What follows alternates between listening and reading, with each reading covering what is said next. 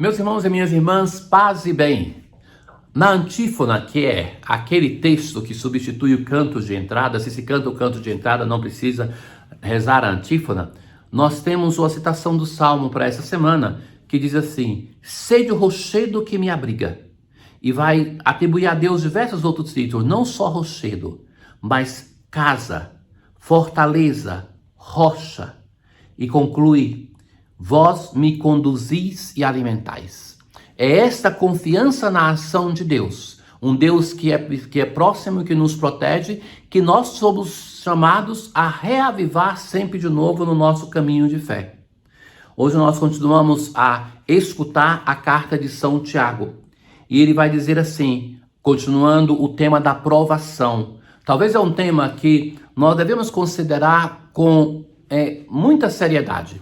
Já na leitura de ontem o apóstolo falava sobre isso, mas vejam, meus caros, e insisto nisso porque percebo isso em mim e sobretudo no povo de Deus aqui que me é confiado como pastor, que nós vivemos um caminho religioso hoje que busca em tudo comodidade, mas isso está entranhado em nós. Nós hoje somos uma geração que quer tudo e logo.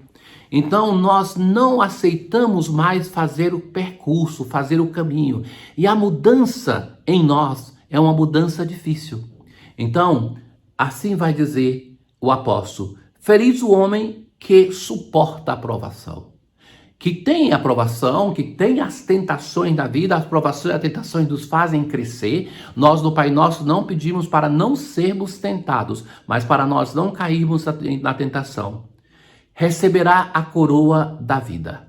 Então, depois da tempestade vem a bonança, então de crer que o Senhor está ali que nos espera.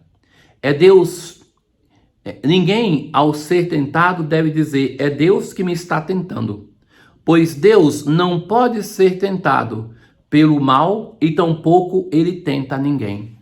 Então, abandonemos, que tal nós fazermos o empenho de quando nós estamos na dificuldade, nós muitas vezes com facilidade falamos assim, foi vontade de Deus. Não, meu filho, não é Deus que te coloca as provações e as tentações na tua vida, mas é Ele que te ajuda a superá-las.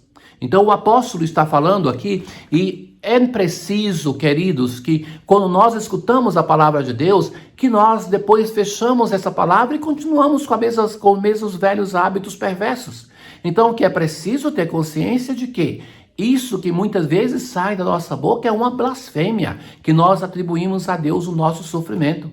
Lembram do livro de Jó, que quando Jó está sofrendo, então vem os amigos religiosos e falam assim, é Deus que quer isso, e ele não aceita. Não, não pode ser, não pode ser. Não pode ser que na nossa dor, no nosso sofrimento, que é feito muitas vezes pela situação, pensa na doença, que é consequência da natureza que tem a sua falência, ou então da ruindade que fazem conosco, e nós continuamos atribuindo a isso a um Deus que é rico em amor e bondade. E que o apóstolo fala assim, Deus não pode ser tentado, mas também não é o tentador. Mas que a fragilidade, a provação existe na nossa vida por causa da nossa concupiscência. O que é a concupiscência? É a consequência do pecado original. Aquilo que o apóstolo vai sintetizar naquela expressão, o apóstolo Paulo. Não faço o bem que quero, mas faço o mal que não quero. Todos nós vivemos a fragilidade da nossa carne. E essa fragilidade concebe o pecado e dá à luz a morte. Concupiscência, pecado, morte. Então somos nós que deixamos entrar nisso na nossa vida. Continua o apóstolo, mudando de tema, vai dizer, todo dom precioso e toda dádiva perfeita vem do alto. Isso sim, não a aprovação, mas o dom é originado em Deus, que Ele nos gera através da palavra da verdade. Aqui então se introduz o outro tema, que é a palavra de Deus, que tem a força de nos criar e recriar, de regenerarmos, para que nós sejamos uma obra de Deus perfeita. Perfeita quer dizer feita ao longo do tempo, não terminada, não sem problemas, mas feita ao longo do tempo.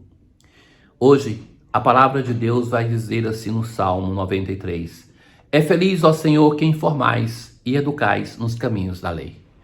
A lei é a palavra de Deus. É feliz quem é formado por Deus, que é educado com base na sua palavra. Quando eu penso, estou quase caindo, vosso amor me sustenta, Senhor. Quando o meu coração se angustia, consolais e alegrais a minha vida. Não busquemos em outra pessoa. Já na semana passada nós rezávamos no Salmo. É infeliz do domingo dessa semana quem confia no homem.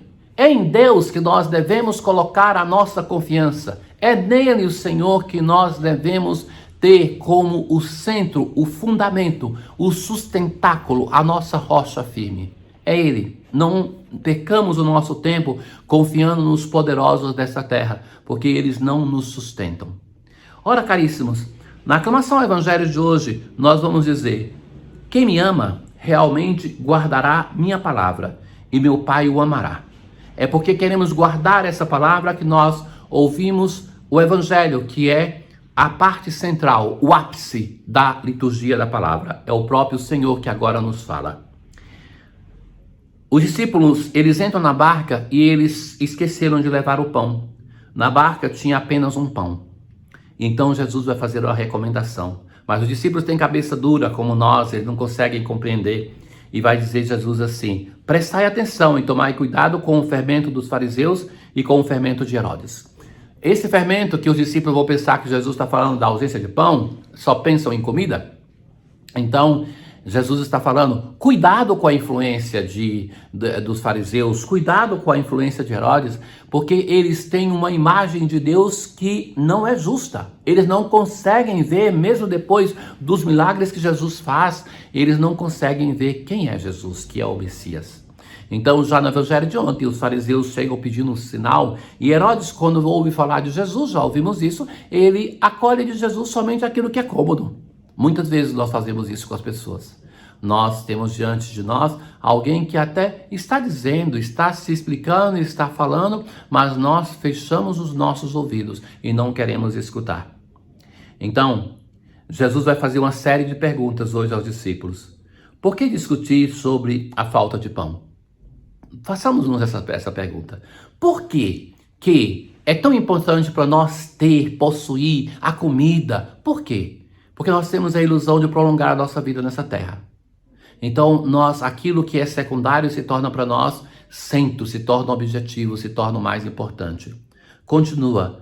Ainda não entendeis e não compreendeis? Parece-me que não. Os discípulos têm uma cabeça dura, como nós temos tantas vezes. E Deus insiste, é Deus que está diante de nós, que se inclina, que pede, que suplica a nossa mudança, e nós não compreendemos. Vós tendes o coração endurecido? Tantas vezes temos o coração endurecido. Um coração que não se abre à graça de Deus, que não é capaz de amá-lo, que não se abre ao irmão. Um coração que vai se transformando em um coração de pedra. Atenção, irmãos meus. Tantas vezes nós vamos deixando o nosso coração e se petrificando. Através de uma coisa pequena, de um ranço, de uma raiva, vai se transformando num ódio, um desejar o mal. Talvez, se não fosse um crime, até um matar o outro, nós até o faríamos. Então, vamos transformando o nosso coração em um coração de pedra. Tendo olhos, não vedes, e tendo ouvidos, não ouvis? Não vos lembrais de quando reparti 5 pães para 5.000 pessoas? Quantos cestos sobraram? Então, Jesus fez os milagres e ainda tem que estar recordando. E Jesus termina o Evangelho. E ainda não compreendeis. Com tudo aquilo que Ele fez, com tudo aquilo que Deus faz na nossa vida. E ainda não compreendemos. E ainda temos o coração fechado. Irmãos caríssimos, a graça de Deus nos chama sempre de novo a recomeçar. A voltarmos ao Senhor. Na oração das oferendas dessa semana, nós dizemos assim: ó Deus, que esse sacrifício nos purifique e renove, e seja fonte de eterna recompensa para os que fazem a vossa vontade. O sacrifício que se refere à Santa Missa, para que nós sejamos purificados, renovados pela missa que nós celebramos. Não somente um rito a mais, mas que nós nos deixemos transformar, para que nós, que recebemos essa oferenda do Senhor, nos tornemos oferenda, para um dia nós sermos recompensados com a vida eterna, que é aquilo que desejamos. Tenham todos um bom dia. O Senhor esteja convosco, Ele está no meio de nós. Abençoe-vos o Deus Todo-Poderoso, o Pai, o Filho e o Espírito Santo. Paz.